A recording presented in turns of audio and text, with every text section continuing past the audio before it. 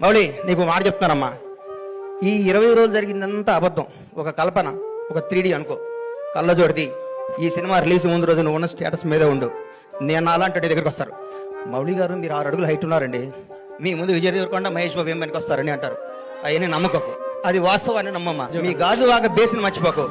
ఈ ఫిలిం నగరు, ఈ సినిమా, ఈ ట్వీట్లు, ఈ ఫోటోలు, ఈ పొగడ్తలు ఇదంతా అబద్ధం. ఇంటికి వెళ్ళావని వాస్తవానికి వెళ్ళిపో. ఈ మాఫియా మన బతకనేదు. ఈ మాఫియాకి దూరంగా ఉండాలంటే మనం బేస్ మీద ఉండాలి. ఎవడు బాగుంటే అబ్బబ్బబ్బబ్బ ఎంత పొడుగుందా అనేది అంటారు. నువ్వు నమ్మకో. నేను 5 అడుగుల హైటే ఉన్నాను. మంచి నటుడుగా ఉండాలని మనస్ఫూర్తిగా కోరుకుంటున్నాను. నేను విష్ చేస్తున్నాను, నేను ఆశీర్వదిస్తున్నాను, నేను హెచ్చరిస్తున్నాను. ఈ పొగడతలో నమ్మకో. రౌడీ షర్ట్ ఇచ్చాడు, మహేష్ బాబు ట్వీట్ చేశాడు, బండ్లా గణేష్ చేశాడు, ఇవన్నీ అబద్ధాలు.